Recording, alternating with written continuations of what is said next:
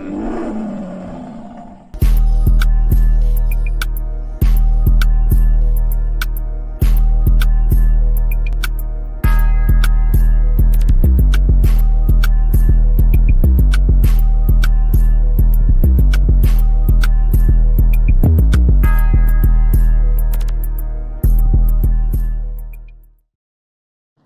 up, though? And welcome to the Boss Up Ball Out Podcast, your home for organic debate by Detroit Lions news and rumors. It's your man, Curt. Still on today's show, we recap several moves, man. Brad Holmes is busy this weekend as the Lions reloaded for the playoff push. But do us a quick favor, like the video and share it with other Lions fans like yourself. If you enjoy the content, please subscribe to the channel. We are on our way to 3,000 subscribers, and we're currently at 2533. Well, before I get into bringing in my co-host for today, man, thank you for everyone who supported that video of J-Mo getting tripped. It actually went crazy on our channel. I think it like 25,000 views or something like almost something like that. So thank you guys for supporting and sharing. And I've seen it clipped on Twitter. People was using it on other platforms. Thanks, man. I just wanted to put it out there, and I wanted to put that video out there to excuse what he did, but I wanted to show it as a reason why he did what he did. Yeah. So, right. Tripping on him, stripping him, spitting on him, I think J-Mo, that was kind of light for what he did, because other dudes would have socked him out, you know what I'm saying, right there on the sideline. So, but let me bring in my co-host for today's show, man. Yeah, man, hey, as much as people complain about, and he understand what the timing was, but as much as people were complaining about what happened, about what he did, you gotta give him some grace on that one, dude, because a lot of dudes would have socked that dude out, man, right in the grill. So shout out to him, J-Mo, for kind of like, yeah, we know the penalty kind of hurt us for, it didn't cost us the game, but it hurt and it came to a pivotal point. And he apologized for that. But yeah, I see why he did what he did. And when I saw it, I was like, I don't know why he would just go to the ground like that. It didn't seem just natural, because he didn't seem like he was off balance. Oh, lo and behold, y'all see what happened. But let me bring in my co-host for today's show, man. Y'all know, because he'll sock you out too, man. I'm not playing no game. Man, he got that mean right hook, man, straight jab, man. He boxed, he coached kids, he cooked meals. It's my man, who? Coach Mike Jones, and he for real too. I'm not the one. So yeah, that's how it go. Yeah, order two. Y'all know who it is, man. Y'all know he had plenty of take-home plates full of yams this weekend, man. It's the ladies' pet, the men's regret. You ain't seen nothing yet. The highest player from the Himalayas, LL Cool Joints. What's going on, my dude? What's up, everybody? Good Monday morning. Man, now, if you're new to the channel, you don't know how our show works. We look at Detroit Lions news, headlines, or takes. If we agree, we say they are bossed up. If we disagree, we say they are balled on. And we give our reasons why we agree or disagree. No hot takes here. We don't just say stuff just to say stuff on this channel. We give our true thoughts and opinions of what's going on with our favorite team, the Detroit Lions. Man, we got a jam-packed show today, man. It's a lot to report on with the Lions this weekend. Brad Holmes got on his busy. He got on his grind this weekend, but we're gonna look at the Lions added all-pro safety Jamal Adams to the practice squad, and then we're gonna look at the rest of the moves they made this weekend, because it was a lot. And then Coach Jones will talk about those final 5 games, how they may be the toughest stretch of the season for Detroit. But first up, man, happy holidays, happy Thanksgiving. How's your Thanksgiving? Was y'all cool? How did it go? We talked. We were on the show after the we did the recap show. But how was your weekend? You good to go? What's going on, LL? I know you had a busy weekend.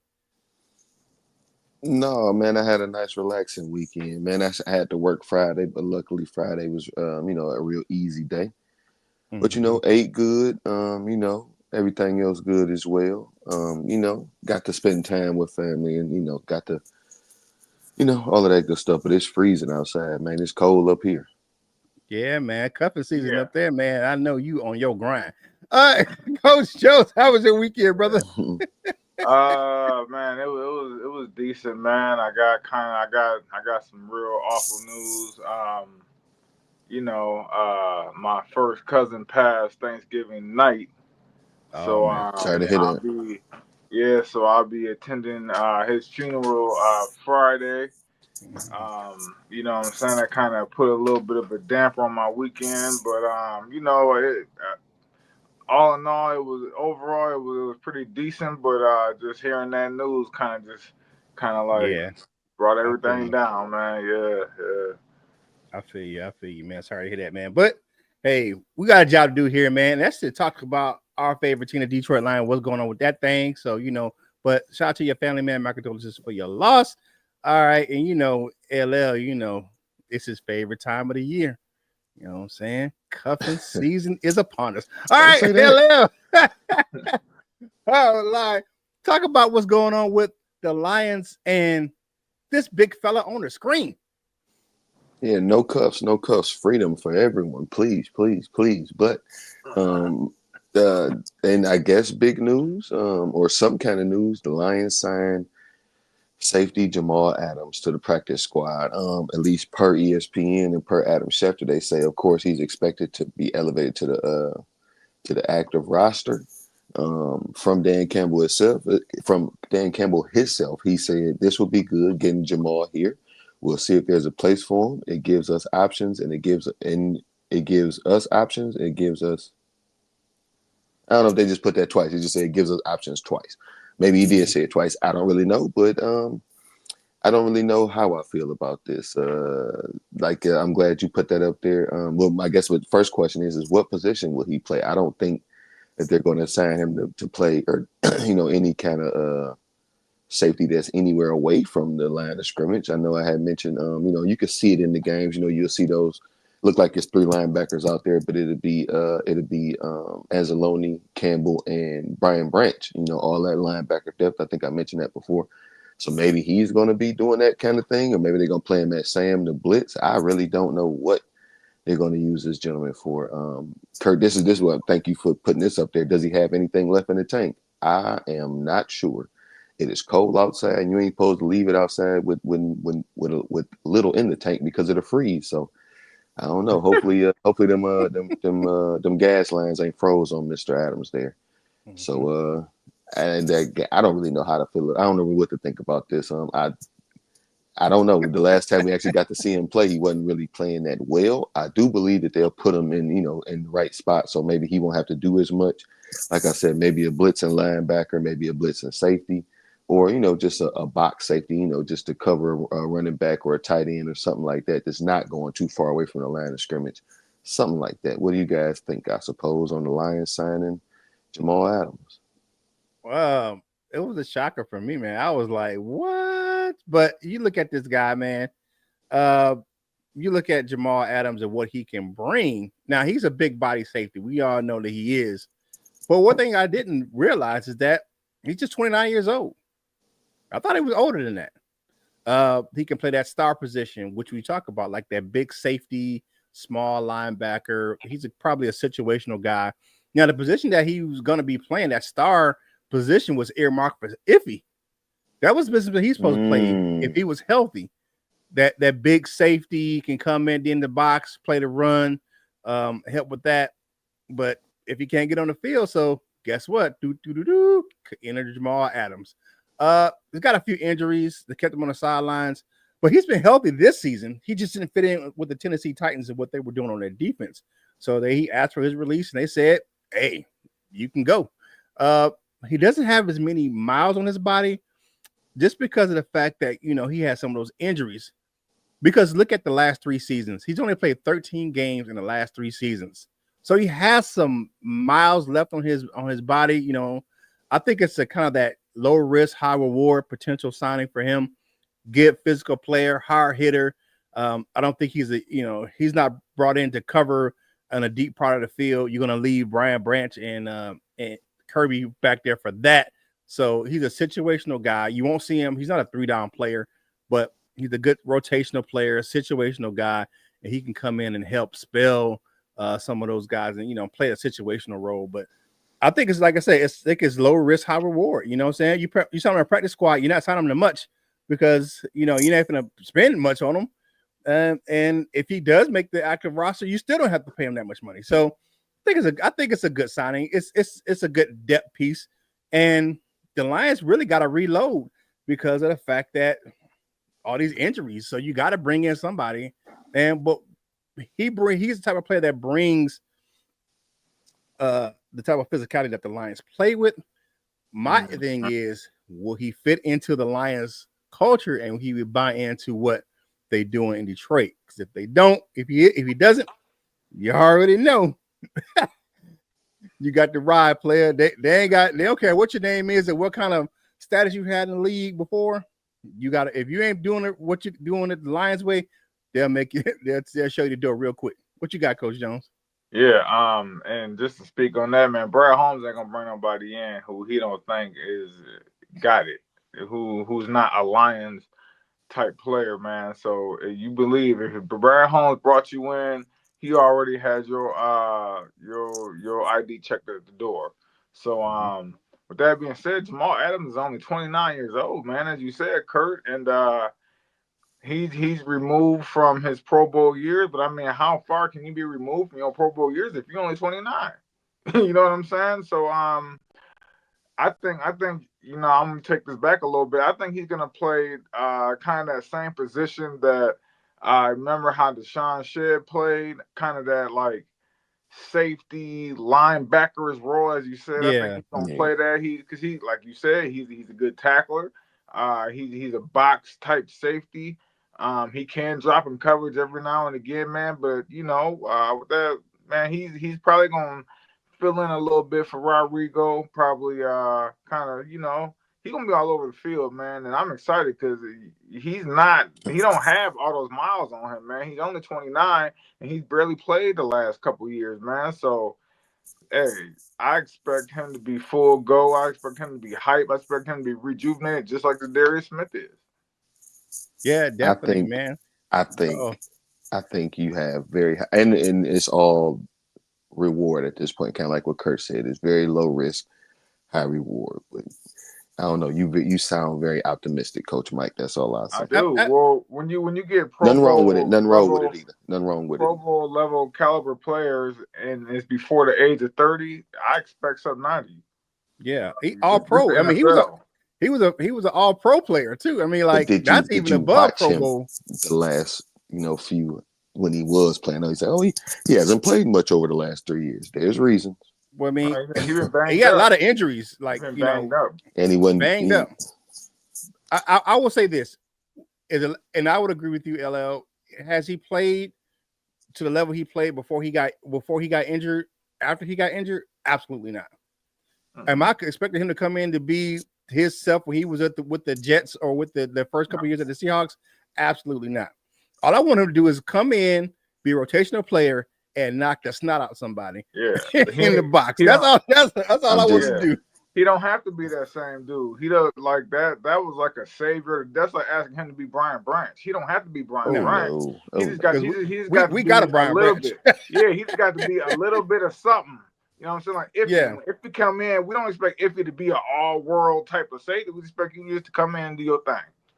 Yeah, get a couple sacks, make a couple tackles. You know what I'm saying? And then get TFLs maybe here and there, but it's not something we're not sitting here like, we getting Jamal, we getting the no. I hope I didn't say that. Nah. Coach Mike just sounded a little more excited than it's one of those things where I think I'm with him. I'm excited for the opportunity for him to revive his career in Detroit. And that's one thing a lot of players have been doing. They're reviving their career in Detroit. So I'm excited for the opportunity for him because he's still on the practice squad. So he ain't even on the active roster yet. He got to earn those reps. But so, I believe I read somewhere if you sign a guy from somebody else's practice squad to your squad, he has to be elevated before game time. Yeah. But he was a free agent signing. He wasn't a practice squad. The other guys are practice squad, the guys I'm about to talk about. But hey, like the video, share the video, comment on the video. All these things help us with this YouTube algorithm and get this content to more Detroit Lions fans like yourself. And all those comments, man, this weekend, I appreciate them, man. the amount of positivity from that video this weekend, man, I couldn't believe it, man. 25,000 for a 9-second video, man. You guys are great. You guys showed up and showed out in the comments too. So, but and this not even on YouTube, on Facebook, on Twitter, man. I appreciate the love, man. You showed the channel. All right, so the Lions, more roster moves, man, and it came fast and furious this weekend. If you had your notifications on Twitter, you got a lot of notifications from the Lions this weekend. After a rash of injuries in that Thanksgiving game, the Lions made several roster moves this weekend. Man, sorry to say that Rodrigo and Mekhi Wingo had to go on injured reserve. Rodrigo tore his ACL, and they didn't say what the knee injury was for Wingo, but he's gonna need surgery per Dan Campbell. So the Lions, what they do? They said, let's go out and go poaching. So they poached 3 players off their practice squad. Like you said, Coach Jones, these guys have to be on the active roster for 3 games. They signed defensive lineman Jamal Adams from the Seahawks practice squad, linebacker Quan Alexander from Denver's practice squad, and defensive lineman Jonah Williams from the Los Angeles Rams practice squad to the active roster. Let's look at Adams. So first of all, the other Adams. So he caught the eyes of the Lions when they played the Seahawks back in week 4. He was elevated for that game from the practice squad. He had 3 tackles in that game. Big fella, 6'2", 290. So he can play that big end or defensive tackle. What do the Lions like to have? Those guys who can play both the defensive end and defensive tackle position. Now, Quan Alexander started 2 games last year in Pittsburgh now, but he played in 9 games. Now, check this out. In 9 games, he had 41 tackles last season. 32 of those were solo. Pretty good for a guy of his stature in the league. And then he played in New Orleans in 2020, playing for AG and Campbell down there. Now, he'll likely be a plug-and-play guy from what Dan Campbell was saying. He knows a lot of the terminology is still the same from New Orleans, so he shouldn't have a problem picking up the system from AG. Now, the other defensive lineman is the prototypical defensive end for AG's defense, Jonah Williams. He's 6'5", 275, and he has experience playing D tackle as well. So you look at that guy, he can come in, make a difference. You already know, as long as he picks up the terminology and pick up some things, man, I don't see it being a problem. Now, one of the moves that was made to coincide with these to make the extra spot, the Lions waived wide receiver and punt returner Maurice Alexander's. If he clears the waivers today, I think he'll be back on the practice squad to buy time as a punt returner until we can get Lee back off IR. So, looking at these moves, man, I would say this: they're still depth players. I don't think we signed any starters from the practice squad, but they're guys that can come in and spell some guys. Come in and be rotational players. You look at a Quan Alexander, him, David Long, those type of guys, they can definitely spell guys like Nowinski and Neiman. Captain Jack's still going to be the starter with the green dot, and then I like what Williams can come in and spell rotation player like Wingo was, as same with Jonah Williams. But I just think that they brought in veterans that can just be rotational players, and guys who have been there before. Because all these guys, even though they're on practice squad, they've been starters at some point in their career in the NFL and have some pro NFL snaps. So they're just not fresh guys, practice squad guys that are undrafted free agents, something like that. They've had some time in the league. And a friend of mine, Sheriff Joe Baggs, he's been on the show before from over there at Rams Showcase.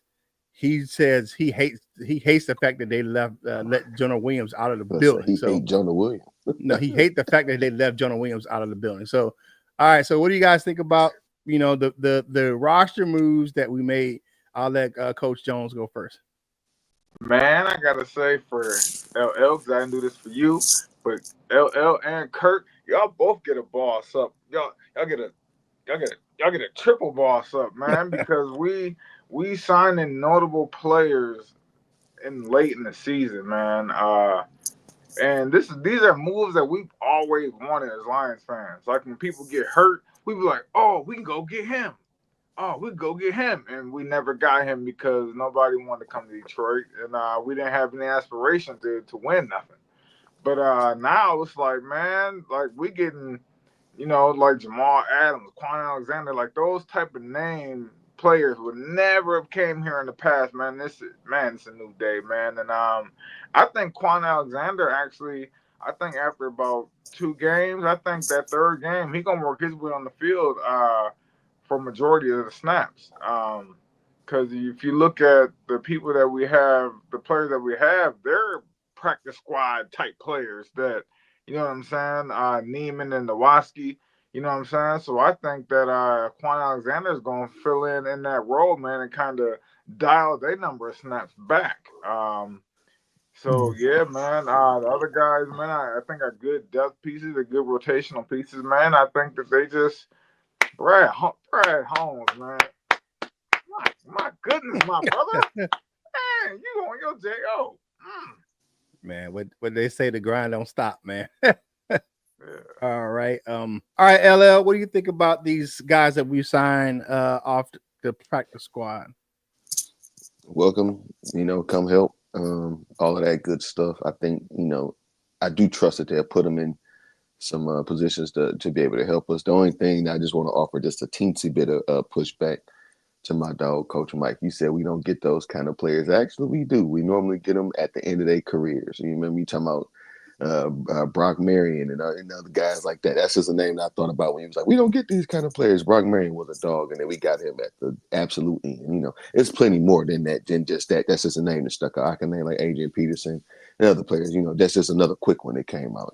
So it's other, very, very, very, notable players in the past life, I guess, that land here. But that's not none of this right now because we're not asking them to come here and do anything but contribute in a way. You know what I'm saying? They don't got to come here in a starring role and whatever role they used to have in that past life I just mentioned. They don't got to come here and play that. They're going to come here and play a much smaller, much more, hopefully much more defined role.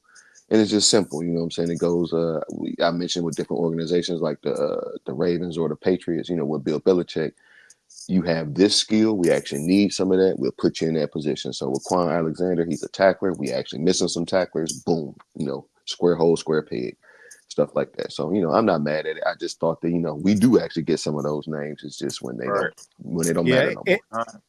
When we were, what was that? In the past, we were overpaying for those guys. We were paying them starter money, like Dwight Freeney and some of those guys to come in. I forgot about Dwight Freeney. At the very end of their careers, and you're paying them starter money, but I said off camera for a second. We were talking about like how the Lions are using their practice squad to bring players in, like veteran players who may have outpriced themselves on other teams, because of their name. Quan Alexander, Jamal Adams. Jamal Adams is a big name, but nobody's trying to pay him big money. So what do? Sign him to the practice squad and let him elevate himself. And you still ain't got to pay him big money. But and they're only 29 and 30, so they're mid-career instead of the tail end of their career. Yeah, they still got some. Yeah, good. Like the video, share the video, comment on the video.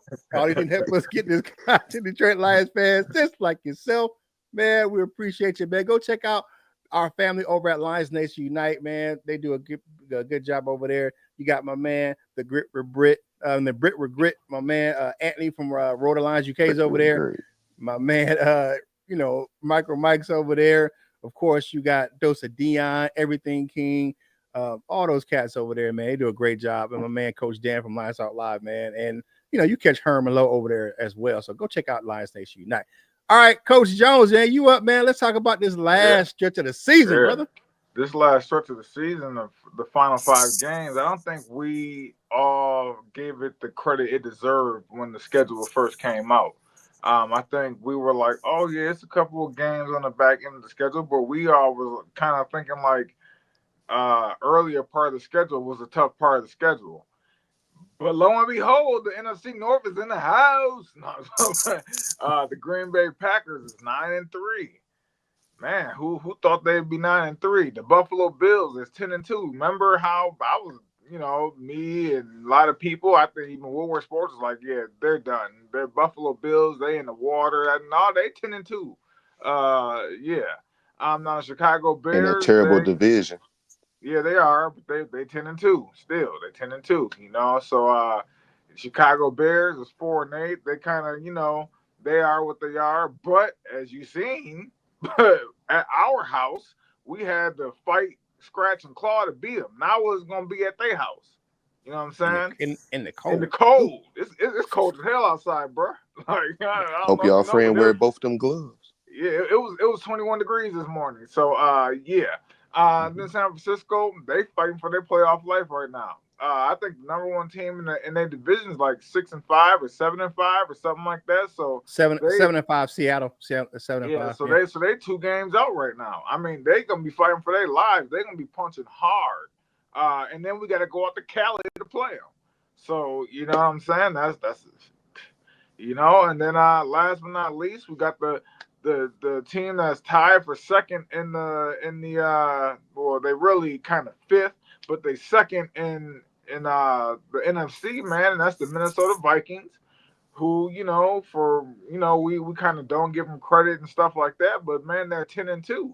I mean, so you got a 9-3 team, a 10-2 team, a team that's 5-7 fighting for the playoff life, a team that's 10-2, a team that's 4-8 that we had to struggle. We struggled to beat Chicago. I'm not even gonna hold you up. So with that being said, them is the hardest games we got left on the schedule, man, and that's why before we had to sign all them practice squad players, man, all them how we poaching everybody's squad because Brad Holmes know it's about to get rough.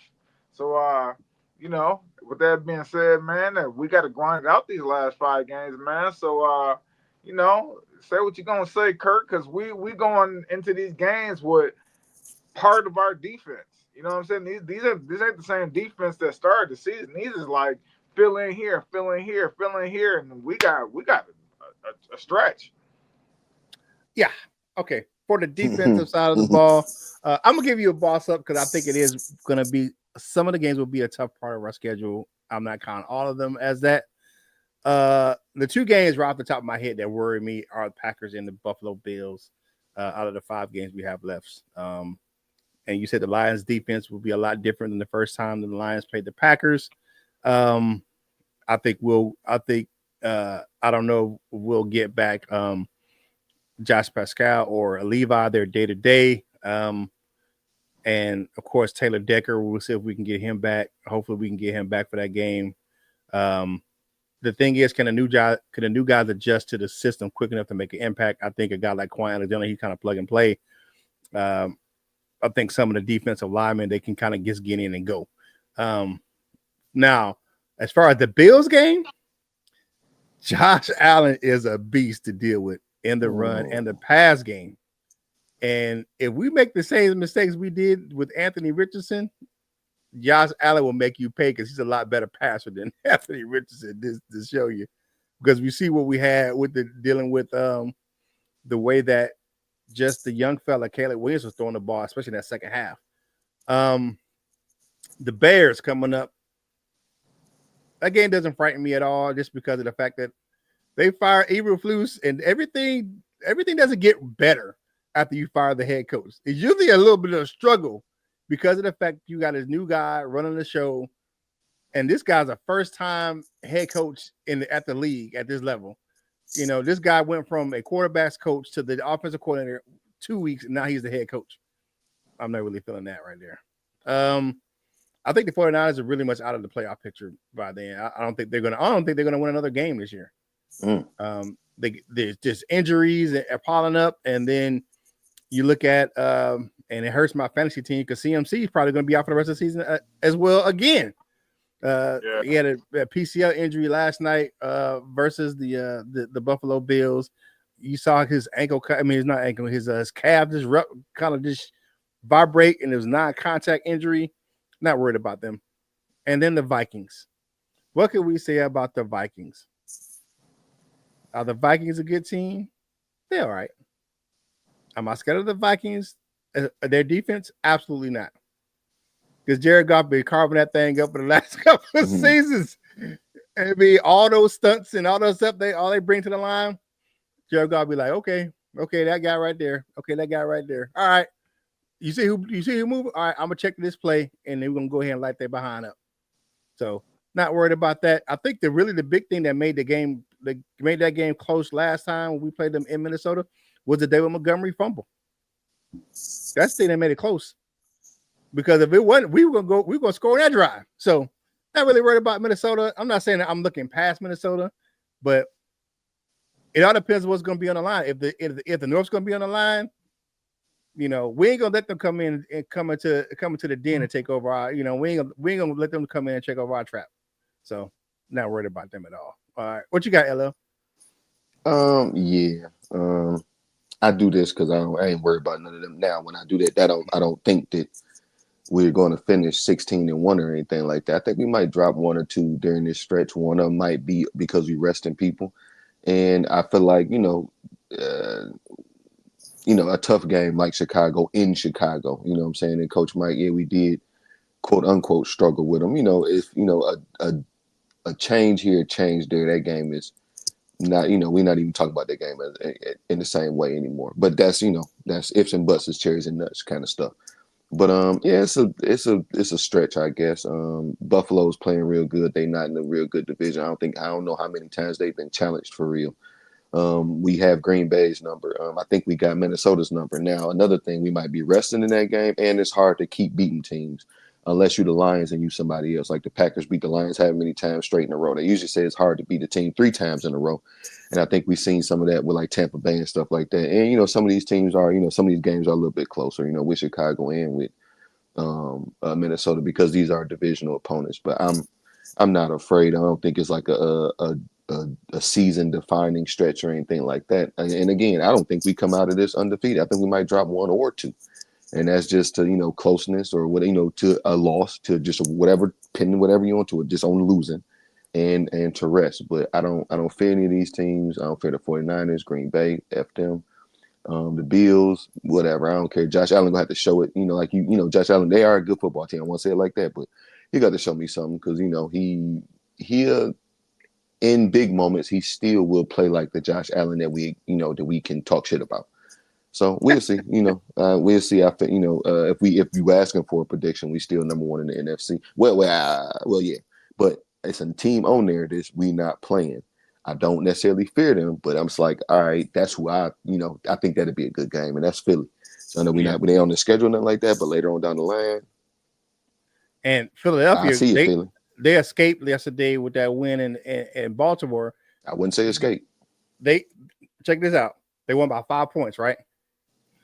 How many points did Justin Tucker leave on the board? 7.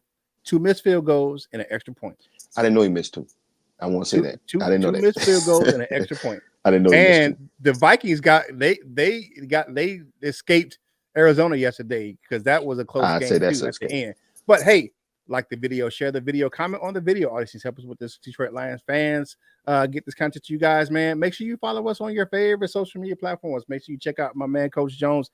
Does a great job over there on Wolverine Lions Sports Talk. I post content from this channel on all of my social media platforms, and y'all know how it gets down, man. Because Thanksgiving was right on Thursdays over there on LL's Instagram page, man. Now it's time for party shots for today's show. Coach Jones, what you got, my dude? Yeah, man. Happy Monday, man, and let's go to work, man. This is gonna be a workman-like week, man. Let's go to work. Yeah, definitely. Hard to get our rhythm, man, because you got two Thursday games back to back. All right, what you got, LL? Happy Monday, y'all. This after the holidays. Hopefully, it's still slow at work for me, but I don't want. It's long. It's a regular week, man. I want. The short week felt nice and got the all that stuff was an easy week because of the holiday. I feel like this week is gonna be much different. But happy Monday, y'all. All right, it's the first of the month, man. Happy December, man. Before you go out there, get on those cyber deals on Cyber Monday, pay your rent. Hey, whatever. It's your man, Curt Steele, man. If you're having a good day at work, spread the joy. If you're not having a good day, don't steal no one else's. And whatever you do in life, you got to step boss up, fall out, and be the best version of you that you can be. For my man, L.O. Cool Torrance and Coach Mike Jones, this is Curt Steele, and we will holla at you real soon.